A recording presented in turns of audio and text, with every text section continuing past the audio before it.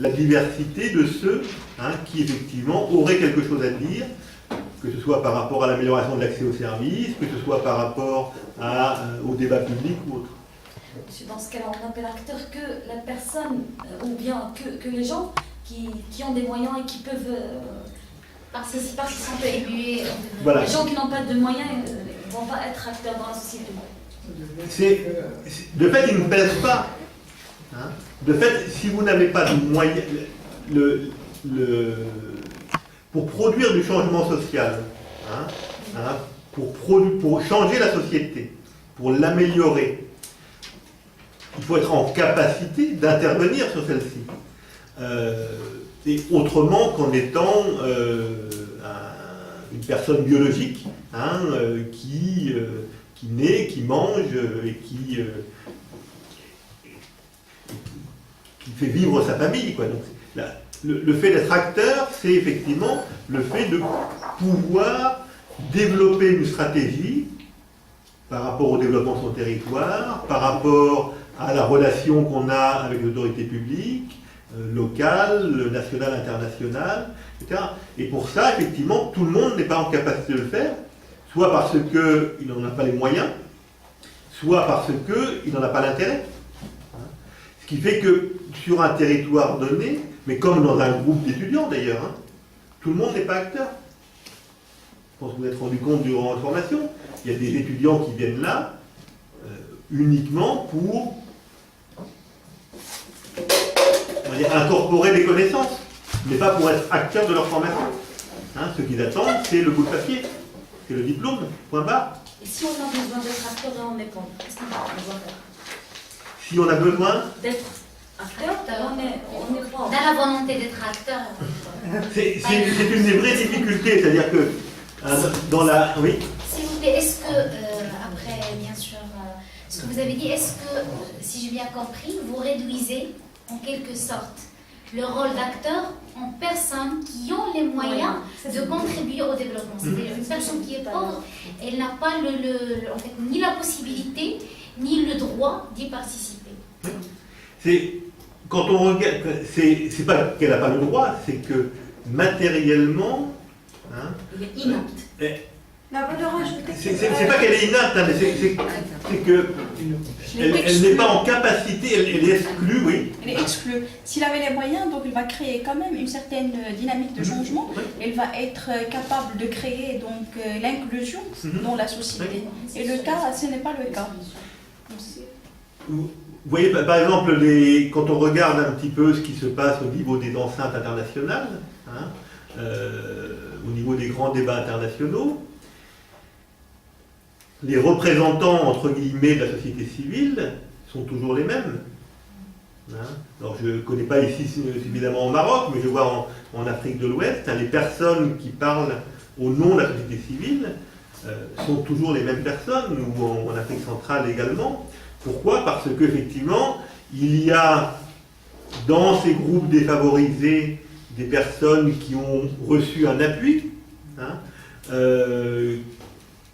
un appui intellectuel, un appui matériel, un appui politique, qui leur donne la capacité effectivement à s'exprimer et à défendre des positions dans des instances onusiennes ou on parlait de l'OMC, etc.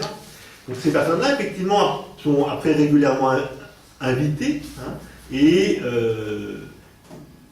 deviennent de fait des représentants entre guillemets de la société civile. Mais la grande majorité des paysans, la grande majorité des habitants des quartiers périphériques, des bidonvilles dans les pays où il y a des bidonvilles, ces personnes-là n'ont pas le temps, n'ont pas les moyens d'être acteurs. Elles sont à la limite de la survie. Et leur préoccupation, c'est de survivre. Leur préoccupation, c'est comment je fais pour que mes enfants aient à manger demain. Ma préoccupation, c'est comment je fais pour soigner mon papa qui est malade. C'est ça la préoccupation. C'est pas de transformer la société.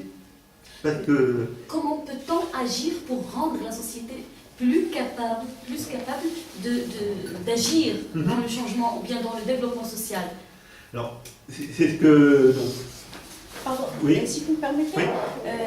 dans le cadre de la formation qu'on a suivie en master, on a eu donc l'occasion de consulter certains ouvrages.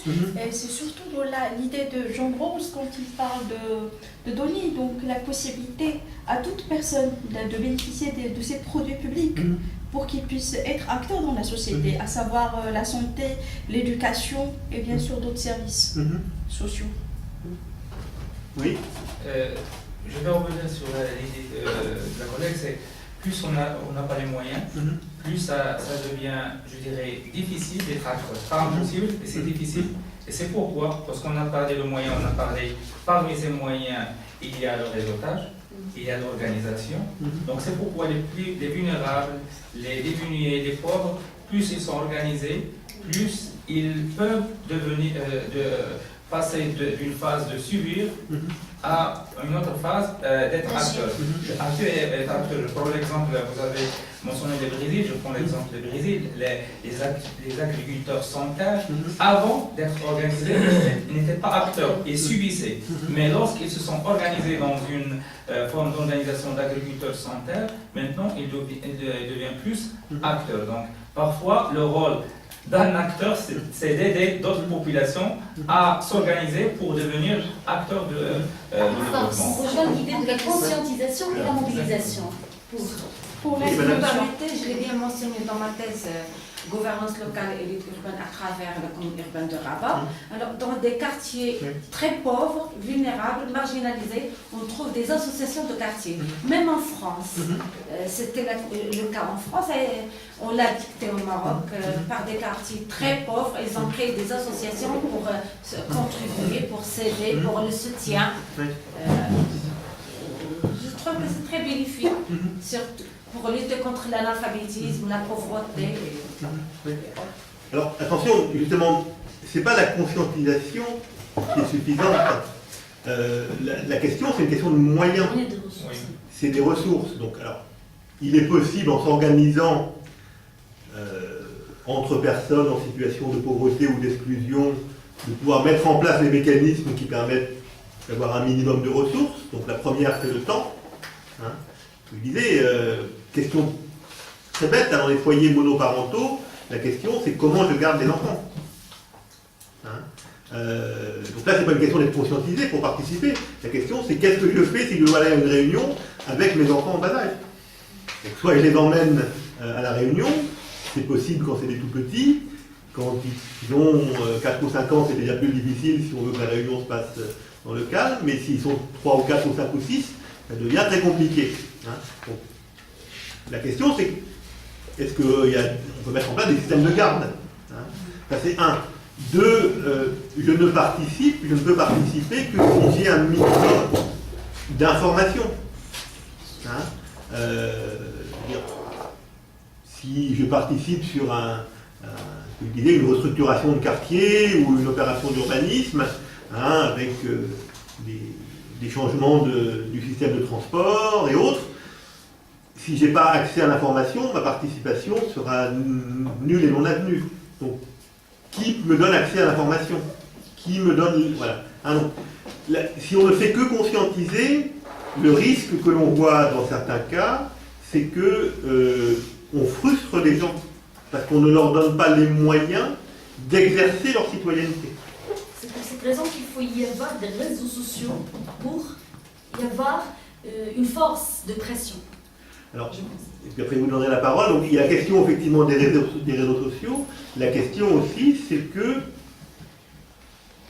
il est nécessaire que les pouvoirs publics puissent donner des moyens pour que les différents groupes sociaux puissent participer. Hein, s'il n'y a pas un minimum de moyens matériels qui permettent aux plus vulnérables, aux plus exclus de participer, il y a deux tendances possibles. La première, c'est que les gens effectivement se désintéressent de la chose publique. Je dirais, à la limite, c'est le moins grave. Et la deuxième tendance, c'est le fait d'agir à l'encontre de la puissance publique. Hein, c'est ce qu'on a vécu et qu'on vit encore au Nord Mali en ce moment. Hein, c'est-à-dire d'être dans une logique de violence et de rébellion contre un État, contre des institutions qui ne vous donnent pas satisfaction par rapport à ce que vous attendez comme citoyen. Je pense qu'on peut élargir le sens d'acteur parce que je pense, moi, que même si cette petite unité qui est la famille, dont le père de famille est un pauvre et qui toute la journée est en train de réaliser le bien-être de sa famille, c'est un acteur parce que lui, il va changer, c'est pas un grand changement dans le macro, c'est dans le micro. Donc de faire, de garantir l'éducation de ses enfants, de garantir le bien-être de sa famille. C'est un acteur même dans le sens micro d'acteur. Si on pense que l'acteur seulement qui va changer la société, on a beaucoup minimisé le rôle d'acteur. On a beaucoup minimisé le sens d'acteur. Parce que même on va négliger beaucoup d'individus qui sont acteurs eux-mêmes dans leur société. Alors, mon intervention ne va pas dans le sens de négliger ou de dévaloriser ce que fait chacun. Mais ce que je veux dire, c'est que par rapport à un objet, par rapport à une question qui va se poser dans une société, qui peut être donc un projet d'aménagement urbain, qui peut être l'installation d'une usine, qui peut être... voilà. Ce que je veux dire, c'est que tout le monde n'est pas en capacité d'être acteur par rapport à cela. C'est clair que tout le monde est acteur par rapport à sa famille, de manière positive ou négative. Tout le monde, à d'autres niveaux, est acteur. Mais par rapport à des processus de changement social, à des processus de progrès, à des processus d'évolution du territoire dans lequel on se situe, ou qui vont être liés à de l'aménagement, qui vont être liés à du développement économique, tout le monde n'a pas, et on peut le regretter, mais la situation est celle-là, tout le monde n'a pas la possibilité d'être acteur. Et que si on veut effectivement contribuer au développement social, une de nos responsabilités à nous en tant qu'agents, c'est effectivement de voir comment on fait pour que personne ne soit exclu, et quels mécanismes on peut mettre en place ou contribuer à mettre en place pour que tous ceux qui le souhaitent, après c'est pas tout le monde non plus qui va participer à tout, mais tous ceux qui le souhaitent puissent avoir un minimum de conditions pour participer de la vie publique sur cette objet déterminé. Oui. Moi, je rejoins ce que vous dites, du moment que c'est une conceptualisation plutôt plus ou moins objective de la chose, réaliste. C'est vrai que chacun contribue à sa façon, mais du moment qu'on parle du développement social, c'est question de degré de contribution à ce développement-là, c'est en termes de valeur ajoutée. Qu'est-ce qu'on peut vraiment ajouter à ce développement? Du moment que quantitativement, le degré de contribution d'un père de famille ou bien d'une mère de famille dans le développement social, c'est tellement minime qu'il est plus ou moins négligé ou exclu de la comptabilisation, par exemple, générale du degré de la croissance ou bien du degré du développement social.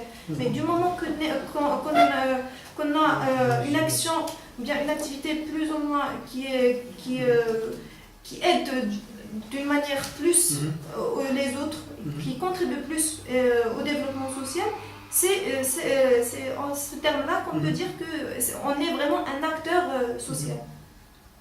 Pour donner un exemple, si je ne connais pas la situation de la scolarisation ici au Maroc, mais je vois dans d'autres pays, quand dans un village ou un quartier, il y a un projet pas dans le sens projet de développement, mais en tout cas on projette l'idée de pouvoir construire un établissement scolaire, mettre en place un établissement scolaire, et que donc il y a nécessité que les gens se mobilisent par rapport à la mairie pour le terrain, par rapport à l'État pour qu'effectivement le financement de l'école soit acquis, et que qu'il y ait des enseignants qui soient nommés, etc. Par rapport à ce projet-là, donc d'une part, tout le monde ne va pas s'impliquer. Ceux qui n'ont pas d'enfants ou qui n'ont plus d'enfants scolaires vont très peu s'impliquer parce qu'ils n'ont pas d'enjeu, ils n'ont rien à gagner dans cette affaire-là. Donc vont s'impliquer essentiellement les parents qui ont des enfants en âge scolaire ou qui envisagent d'avoir des enfants qui seront en âge scolaire. Donc, il y a besoin effectivement d'avoir des enjeux pour être acteur par rapport à ce projet.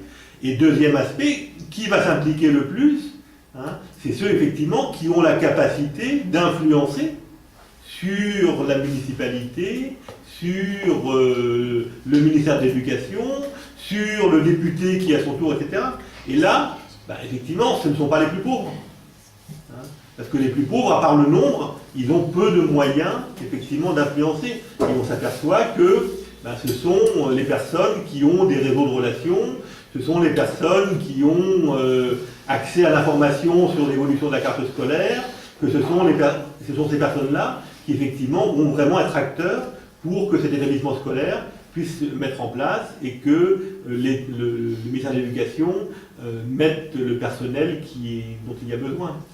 Dans ce sens-là, où je dis que tout le monde n'est pas acteur sur tout et que nous, un de nos rôles, effectivement, c'est de contribuer à ce que ceux qui sont exclus puissent effectivement participer, avoir voix au chapitre, ce que vous avez dit, élargir les choix, donc permettre effectivement à chacun de contribuer aux choix qui sont faits sur le plan public, de manière à pouvoir, dans ce cas-là, mettre leurs enfants à l'école. Alors, monsieur, oui. Je crois que vous avez répondu à ma question, sauf que là, partant de votre analyse, par exemple pour Mohamed Younous, il n'avait pas intérêt à créer une activité de microfinance. Il n'était pas pauvre. Pourtant, il a essayé d'aider, de mettre en place des activités dans son environnement. Donc, ce n'est pas toujours cet intérêt personnel. C'est pas toujours pour prendre son propre intérêt qu'on bouge ou qu'on réagit. Mais souvent, on a un intérêt pour son environnement. On cherche à développer son environnement. Donc on ne cherche pas toujours à son propre intérêt. L'intérêt, ce n'est pas qu'un intérêt financier, ça peut être un intérêt purement, je dirais, altruiste, purement en termes de bien-être. ça peut être de bien-être personnel, ça peut être de reconnaissance sociale, ça peut être de notoriété, de conformité avec ses valeurs.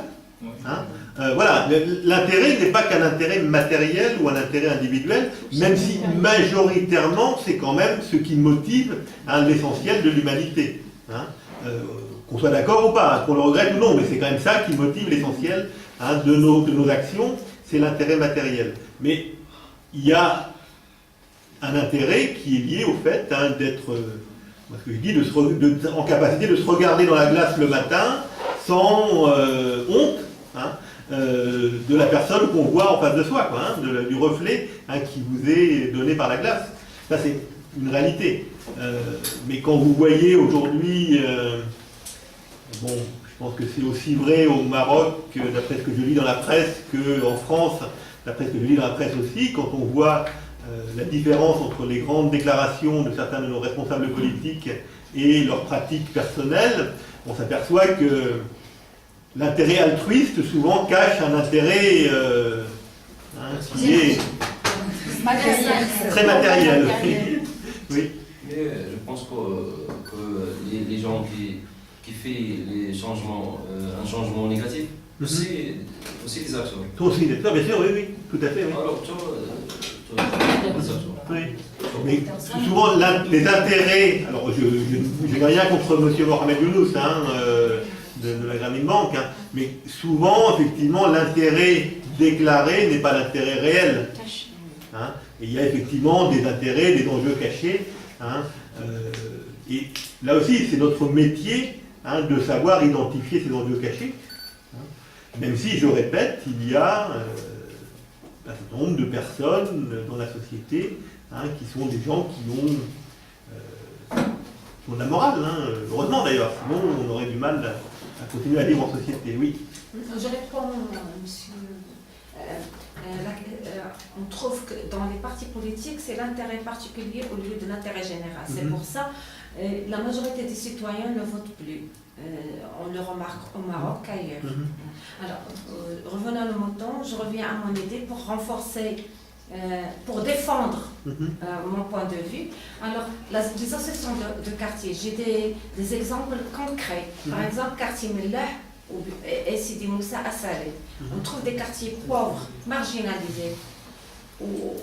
Et pourtant, on trouve des associations de familles qui aident les enfants lors de la scolarisation et lors de la fête de l'Eid, pour acheter des moutons pour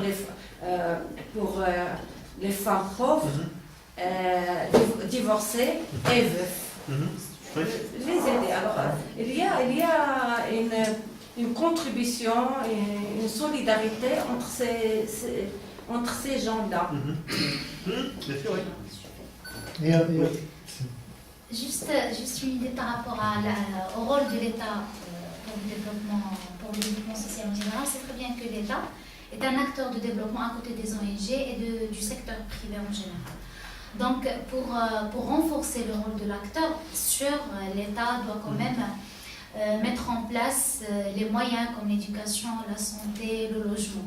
Est-ce qu'on peut dire que la société civile, je parle en général et surtout au Maroc, que en fait, le développement social, il est toujours dépendant de l'État? Ça, c'est la première question. La deuxième question, en tant qu'une société civile, est-ce qu'on peut quand même créer un catalyseur pour la motivation des personnes qui peuvent quand même contribuer au développement social sans se baser à 100% sur le rôle de l'État? Parce qu'il y a, si on le veut ou pas, il y a des inégalités dans la société, il y a quand même un déséquilibre par rapport aux sources, par rapport aux moyens, il y a toujours des classes dans la société. Alors ce qui fait, c'est un problème qui existe. Alors comment on peut en fait dépasser ces problèmes-là? Comment on peut en fait trouver une solution pour essayer d'intégrer ces gens-là pour le développement social, pour quand même créer une cohésion et minimiser en quelque sorte l'exclusion sociale? Oui. J'ai une petite intervention parce que là, d'après ce que j'entends de madame, il y a une confusion entre le bénéficiaire et celui qui fait l'acte. Parce que les gens qui distribuent l'aide, est-ce que ces femmes sont des acteurs? Est-ce qu'on peut répondre ces femmes? Ou des bénéficiaires? Pour lui, un acteur, ce n'est pas un bénéficiaire. Je parle bien de l'association. Alors, une association, c'est un acteur. Donc, ce n'est pas le pauvre qui ont créé l'association pour donner des kipchlari. C'est les femmes, c'est les bénéfices.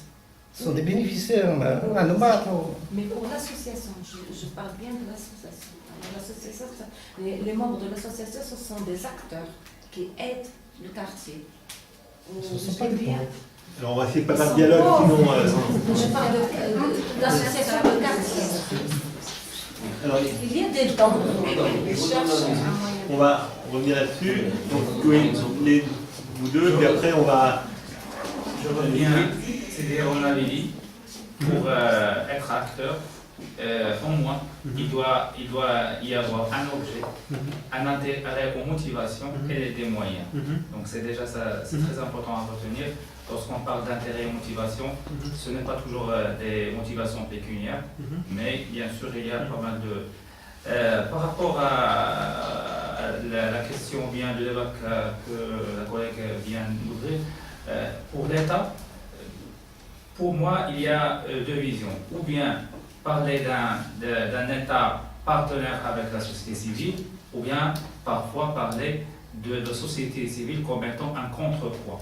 En fin de compte, parce que le fait dans des situations, ça dépend de la nature de l'État, parce que l'État au Maroc, ce n'est pas celle qui est au Mali, ce n'est pas celle qui est en France. Donc, dans certaines situations, la société civile devient un contrepoids et par la suite devient un catalyseur. Je reprends l'idée de Hegel qui est la thèse et l'antithèse dans la synthèse. Donc c'est dans ce poids et contrepoids qu'on voit que se produit ce catalyseur pour le développement et pour le changement. J'ai une opinion différente. Pourquoi? Par exemple, les polyures, il fait un changement négatif, il freine le développement. C'est bon.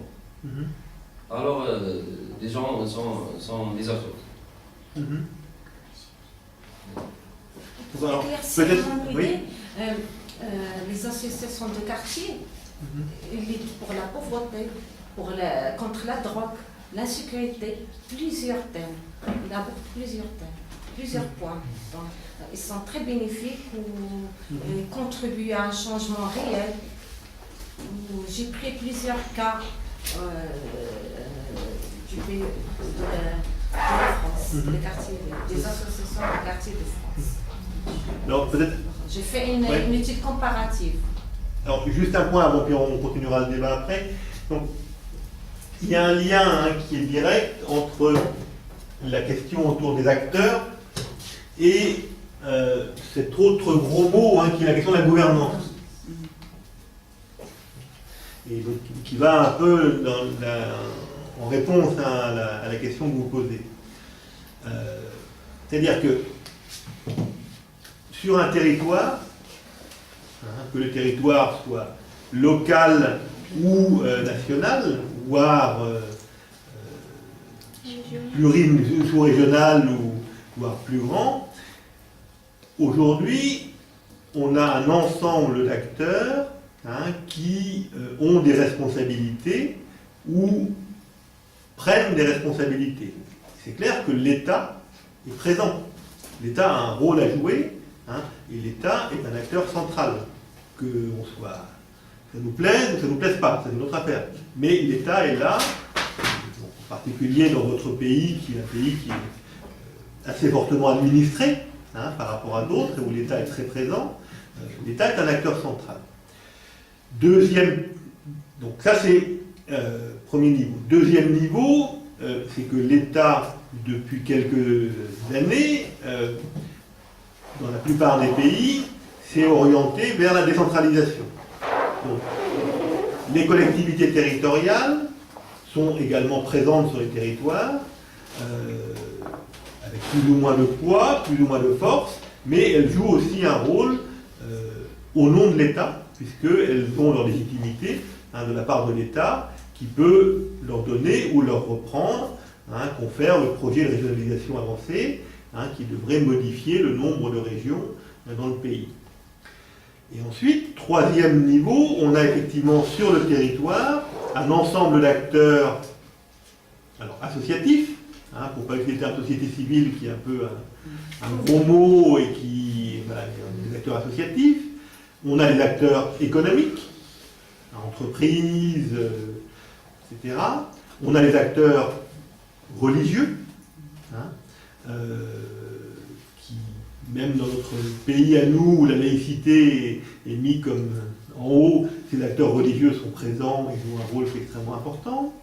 On a des acteurs qui sont des personnes physiques, qui ont une légitimité, soit parce qu'ils ont été anciens responsables politiques, soit parce que c'est des personnalités locales, etc. Voilà. Donc on a un ensemble d'acteurs qui existent, et on a aussi des groupes d'habitants qui effectivement sont dans des positions où ils ne jouent pas ce rôle d'acteur sur le territoire.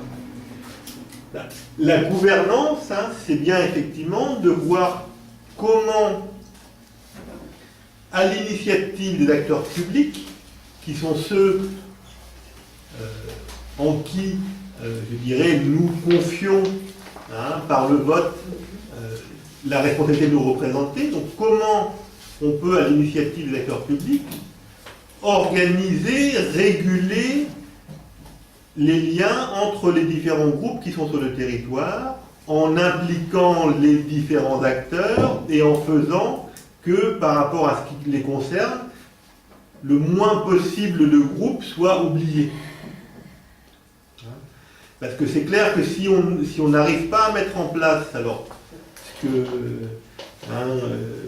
les auteurs appellent un espace public, si on n'arrive pas à mettre en place un espace où il y a un débat qui se fait entre autorités de l'État, responsables, représentants associatifs, secteur privé, responsables religieux, représentants des groupes d'habitants, si on n'arrive pas effectivement à avoir cet espace de débat qui permet de prévenir les conflits, conflits qui sont inhérents à toute société, hein, à les prévenir et à les réguler, c'est clair que on va réguler dans des situations où, à l'échelle planétaire, les ressources ne vont pas augmenter indéfiniment, hein, on va effectivement à des conflits qui peuvent être violents, qui peuvent être destructeurs. Et tout l'enjeu, hein, justement, de la gouvernance, hein, c'est d'arriver à mettre en place ces modalités qui vont permettre à ces différents groupes d'acteurs de se connaître, de discuter et de pouvoir faire des choix, hein, par rapport à l'avenir du territoire. Mais si, effectivement, et donc ces modes de gouvernance, c'est d'abord au niveau local, hein, c'est d'abord au niveau du quartier, c'est d'abord au niveau du Loir, c'est d'abord... Hein, et ensuite qui peut remonter au niveau national. Et quand on regarde ce qui se passe dans les zones de conflit, c'est parce qu'effectivement, il n'y a aucun espace de débat, hein, il n'y a aucun espace où les intérêts des différents groupes d'acteurs peuvent se réguler, hein, peuvent se discuter, peuvent se négocier, qu'on en arrive au conflit. Et si on regarde ce qui se passe en Libye, c'est bien ça. En Libye, il n'y a pas de débat. Hein, il n'y a pas de discussion. Chacun, effectivement, essaie de tirer son épingle du jeu en fonction de ses propres intérêts. Et la situation est ingérable, que ce soit au niveau local ou au niveau national. Le Nord Mali, que je connais un peu plus, c'est la même situation. Et parce que pendant 10 ans, il n'y a pas eu, hein, au Mali, de mise en place de ces espaces. Effectivement, hein, l'État se retrouve complètement seul face à des groupes qui, eux, ne sont pas reconnus par l'État, et on va directement au conflit. Donc, le deuxième, je pense que la deuxième responsabilité, hein, que l'on a, nous, en tant qu'agents, hein, de développement, c'est bien de souvent employer par l'État, hein, ou les collectivités territoriales, puisque l'essentiel des métiers du développement social sont quand même des métiers, hein, où on travaille pour l'État ou pour des organismes liés à l'État, hein, comme l'INDH ou la Fondation M6, etc. Donc, une de nos responsabilités, c'est effectivement, hein, au-delà de pouvoir permettre aux plus exclus de pouvoir jouer un rôle d'acteur, c'est ensuite de contribuer, hein, à ces modes de gouvernance, de contribuer au dialogue, hein, entre les différents groupes d'habitants, entre les différents acteurs qui sont présents sur le territoire, sachant que ce dialogue ou ces régulations, hein, comme disent les politologues, hein, entre les différents groupes sont nécessaires si on veut faire société ensemble. Hein. Mais on n'a pas tous les mêmes intérêts. On n'a pas les mêmes intérêts quand on est homme ou quand on est femme, on n'a pas les mêmes intérêts quand on est riche, quand on est pauvre, on n'a pas les mêmes intérêts quand on est croyant, quand on n'est pas croyant. Ouais. Il y a des choses qui nous différencient, heureusement d'ailleurs, hein, sinon on était tous pareils, la vie serait bien triste. Mais il faut que ça se débatte. Hein. Il faut que ça se débatte, et pour que ça se débatte, il y a besoin qu'il y ait des personnes qui jouent ce rôle, hein, de mettre en relation et de permettre de débattre, sans tomber dans l'agression, hein, ou non plus dans le politiquement correct. Hein. Et là, on a un vrai enjeu, hein, qui est effectivement de développer des compétences, hein, comme les vôtres, comme les nôtres, pour pouvoir permettre cette discussion, parce qu'on s'aperçoit que, moi, le peu de connaissances que j'ai de votre pays, on s'aperçoit que les gens ne se parlent pas sur un même territoire. Les gens se côtoient. Les gens peuvent aller prier à la même mosquée, les gens peuvent effectivement aller boire le café au même café, mais ils ne se parlent pas. Les questions de fond ne sont pas évoquées. Et donc il y a besoin effectivement de provoquer, hein, ces espaces qui permettent de discuter et de mettre en débat des questions de fond, si on veut éviter d'arriver à des confrontations, hein, et d'arriver à des confrontations qui peuvent être violentes, comme on le voit dans les pays voisins. Voilà, c'est moi le deuxième point, hein, en termes de définition. Voilà, il y a un lien direct, hein, entre ces questions d'acteurs et ces questions de gouvernance. qui demande de développer ses capacités d'acteur de développement social qui de fait a un rôle de médiation, pour utiliser des gros mots, a un rôle de médiation entre les différents acteurs et un rôle pour leur permettre de débattre. Alors il y avait, vous vouliez intervenir? Non, c'est bon? Pardon, monsieur, oui. Si vous permettez, là, vous venez de dire qu'en quoi les gens ne se parlent pas. À votre avis, c'est quoi les motifs? Alors, il y a plein de motifs pour ne pas se parler. On ne se parle pas parce qu'on n'a pas confiance en l'autre.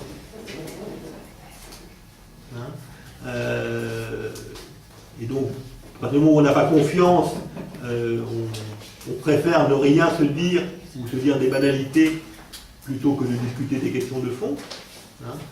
On ne se parle pas parce qu'il n'y a pas non plus d'espace qui permette qu'il y ait un dialogue serein et qui soit constructif. Ça demande des conditions pour pouvoir effectivement se parler. Ou peut-être parce qu'on sent qu'on n'est pas du tout acteur. Ça peut aussi être aussi un motif convaincant pour ne pas parler. Mais je pense, dans ce que je peux connaître un peu, en tout cas dans le cas de votre pays, c'est que, je l'ai dit tout à l'heure, on est un pays qui est très administré, où il y a une force de l'État qui est quand même très importante. Et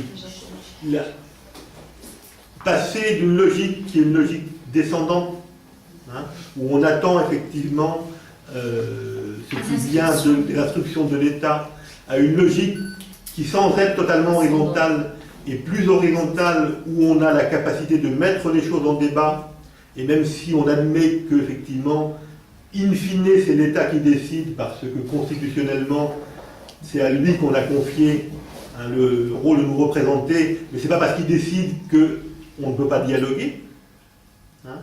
C'est quelque chose qui, dans la réalité opérationnelle, est très difficile. Alors, je prends le cas du Maroc, mais en France, c'est exactement pareil. On y a un État qui est en train de tomber en déliquescence, mais ça c'est une autre affaire, mais qui est un État qui était très puissant, l'État de la Ve République, avec le général de Gaulle, voilà, c'est un État qui s'impose, et arriver à faire qu'un préfet puisse discuter à parité avec un responsable associatif, avec un représentant de population migrante, etc., c'est très difficile. C'est très difficile et ça demande effectivement un gros travail de préparation si on veut que ce soit positif.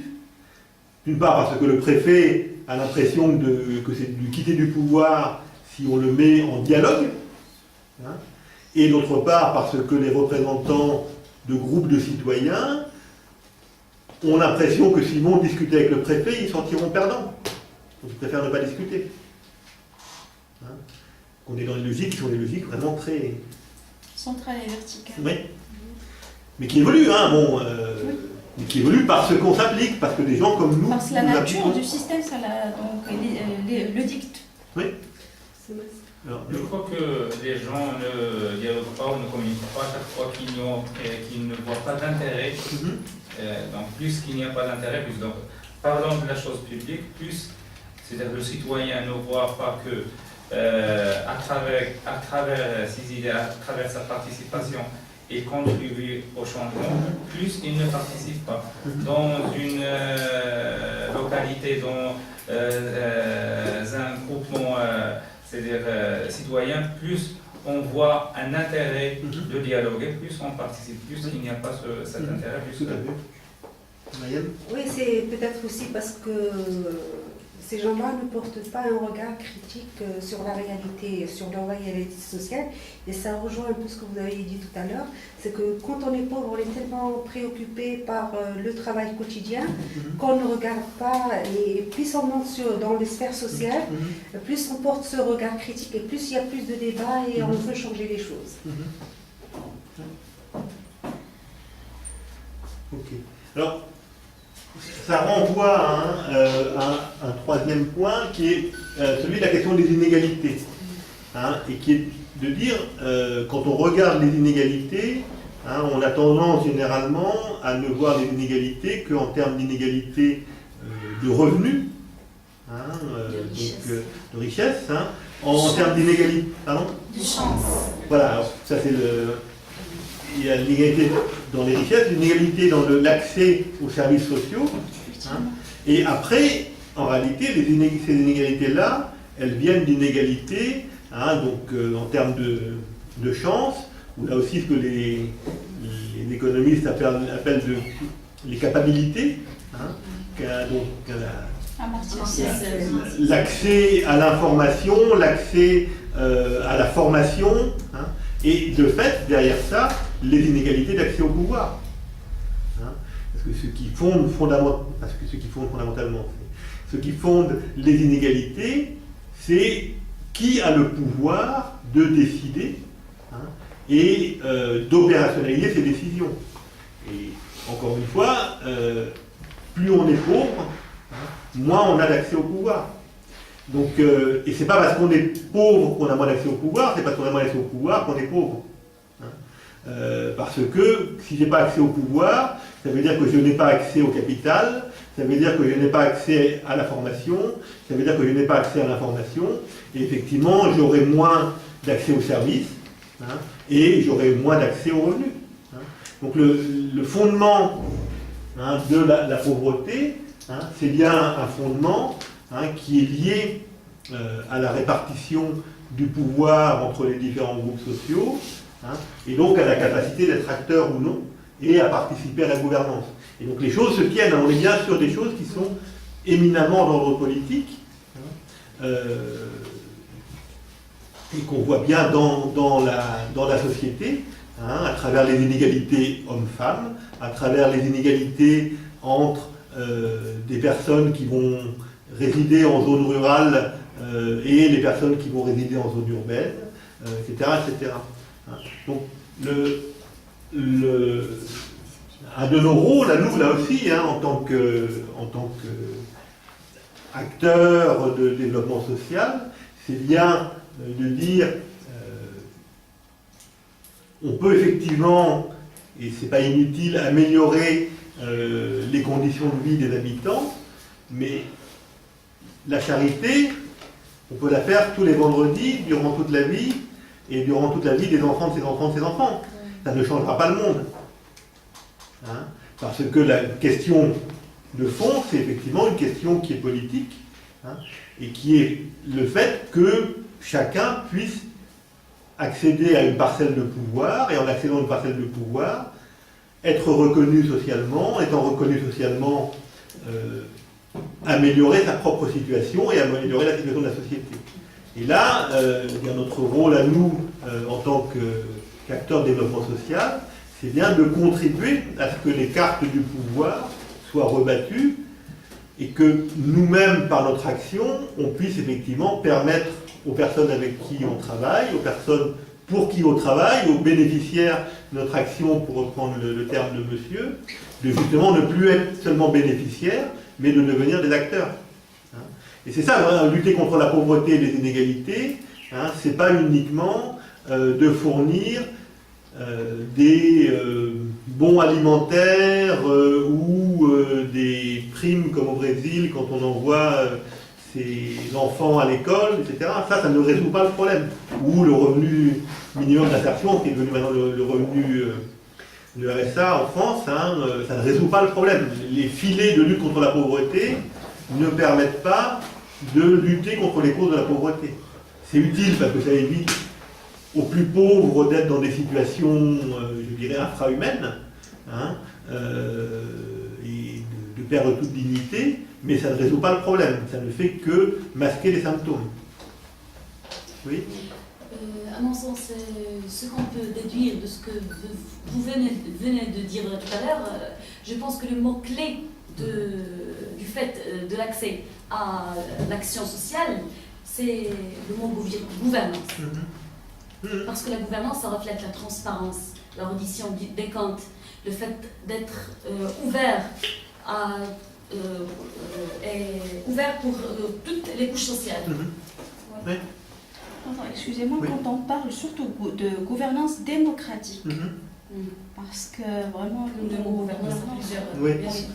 La connotation est liée directement à la démocratie.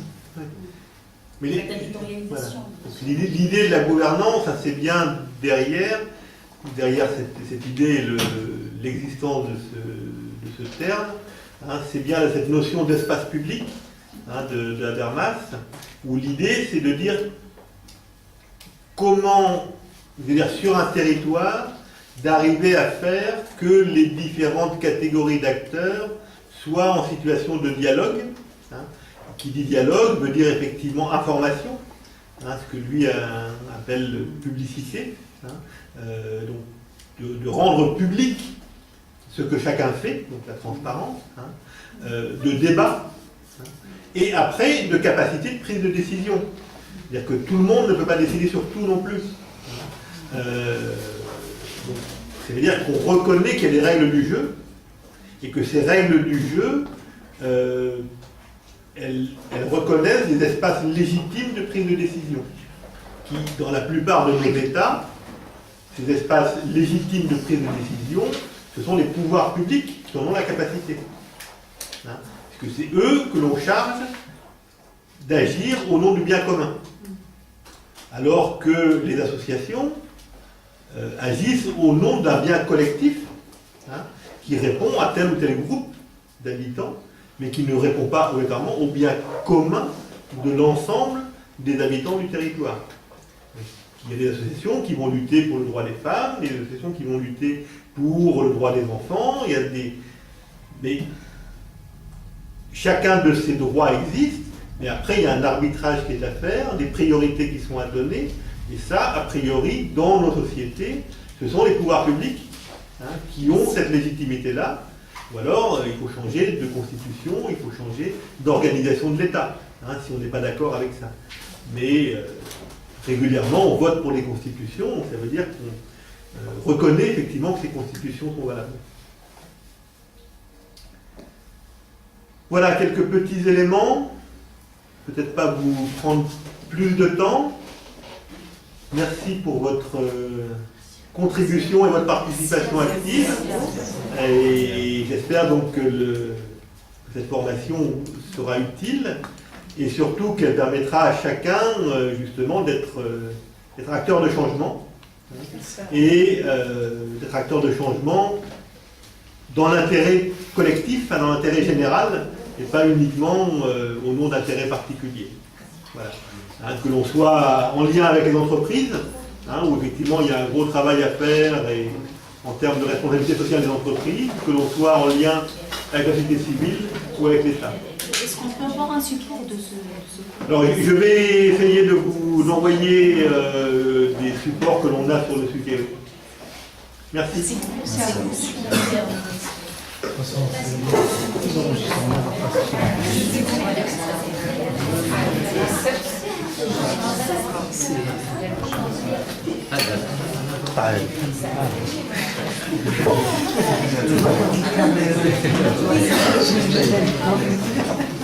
chez moi. Anna. Merci.